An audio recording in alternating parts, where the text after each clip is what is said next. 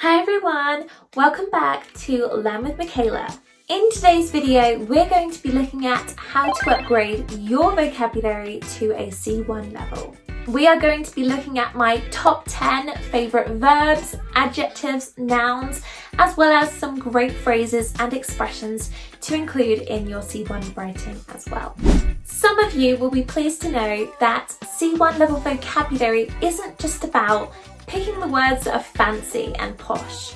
Actually, it's more about being precise and using powerful language to support your points and overall to make you sound amazing. But before we get started, please don't forget to like, share and subscribe so you never miss a video like this one. So without further ado, grab a pen and some paper and let's get started. So let's jump in and take a look at some very useful C1 vocabulary. Let's start with adjectives. Ambiguous. This means open to more than one interpretation. This is very useful if you are writing an essay, for example, and you want to give multiple perspectives. Here's an example. The instructions were ambiguous and caused confusion.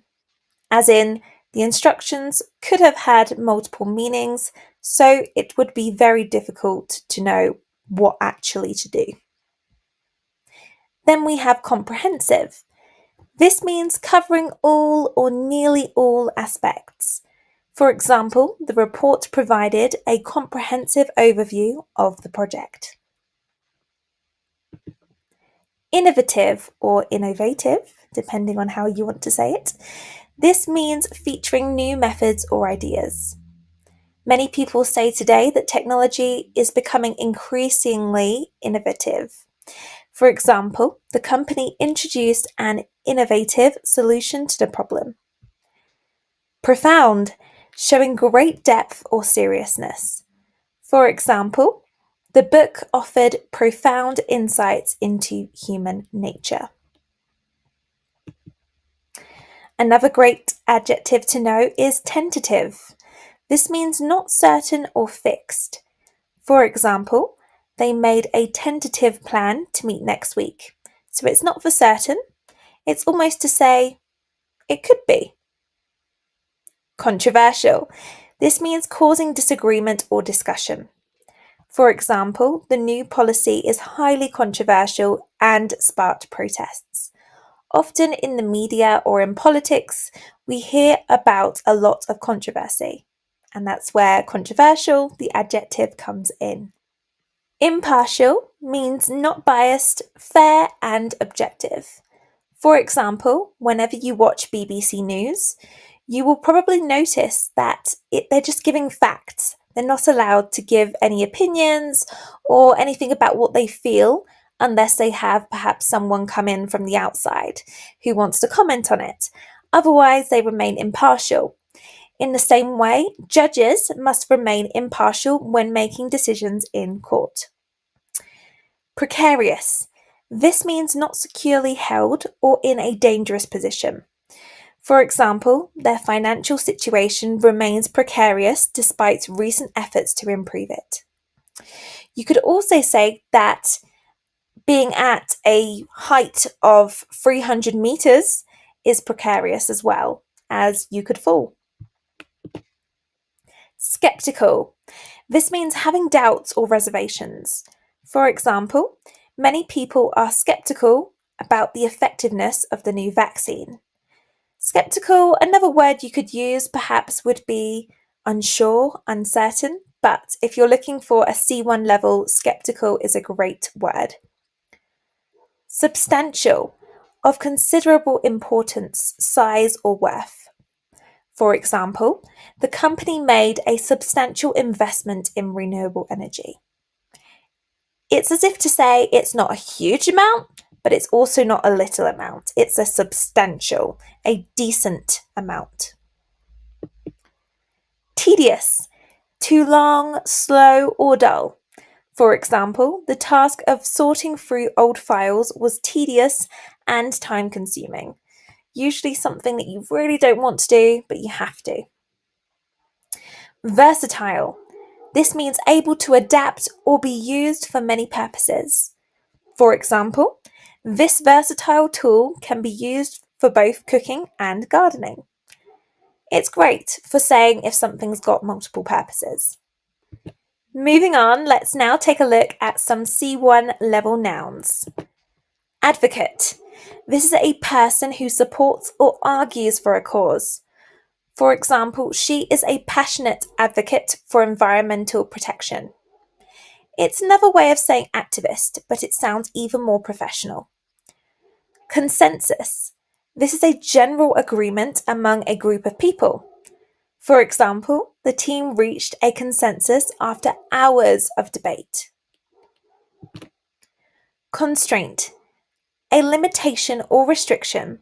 For example, budget constraints forced the company to postpone the project.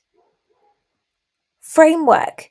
A structure for organizing or supporting something.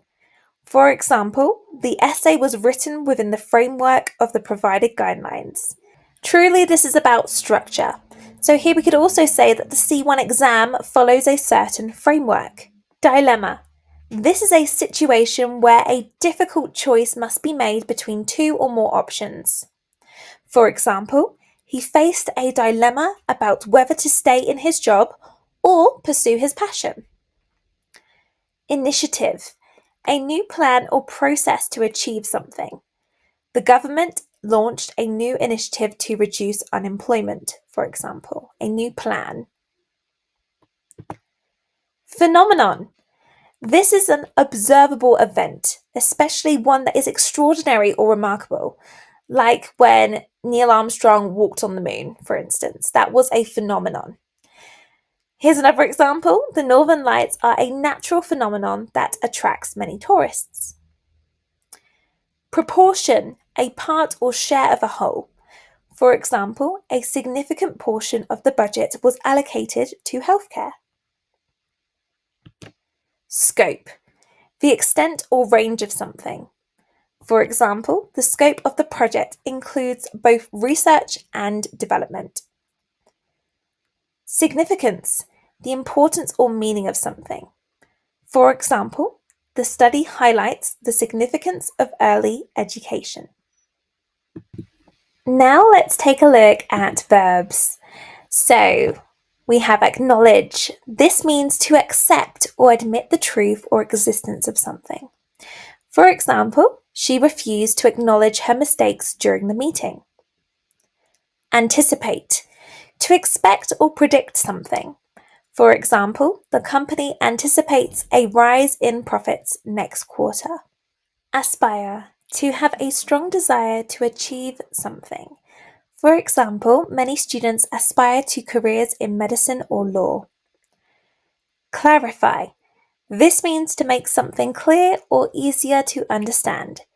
For example, can you clarify what you mean by immediate action? Contradict. This means to state the opposite of what someone else has said or to be inconsistent with something. For example, the evidence contradicts his earlier statement. And devise. This means to create or plan something carefully. For example, the team devised a new strategy to increase customer engagement.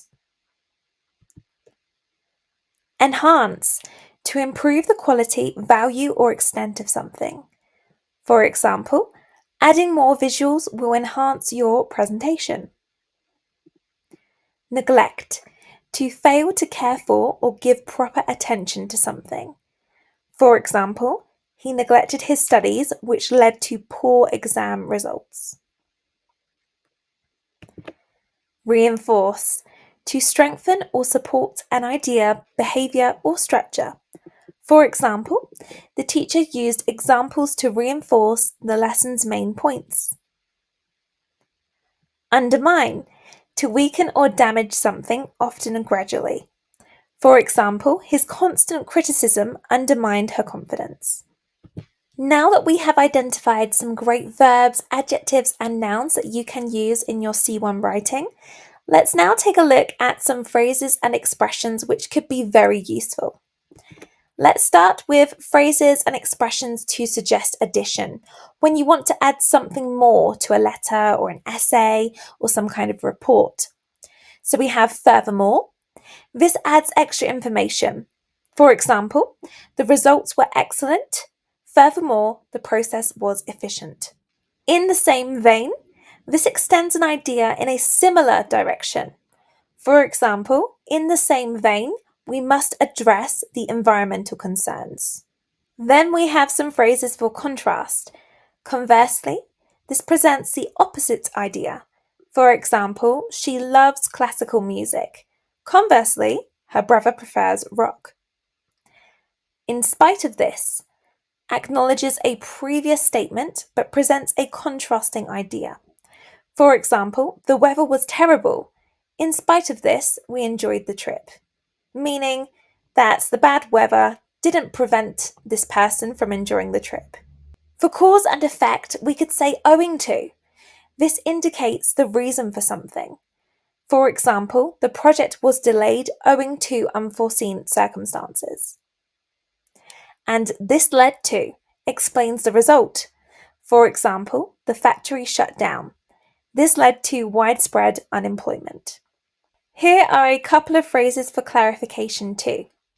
In other words, this restates something more simply. This is usually great if you're writing a letter or you're addressing an audience in a report that needs a bit of an extra helping hand to understand exactly what you want to say. For example, the policy is ineffective. In other words, it needs to be revised or changed. To put it another way, this provides a different explanation. For example, he was nervous. To put it another way, he lacked confidence. And also, it's great to show emphasis in your C1 writing. So you can use phrases like, it is worth noting that, which highlights an important point. For example, it is worth noting that this approach has been successful in the past. Or, what is more important? This draws attention to a critical aspect. For example, he is reliable. What is more important? He is honest.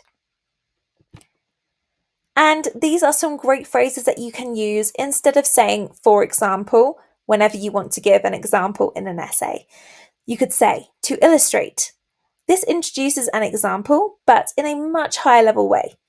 For example, many industries are adapting to climate change. To illustrate, the energy sector is moving towards renewables.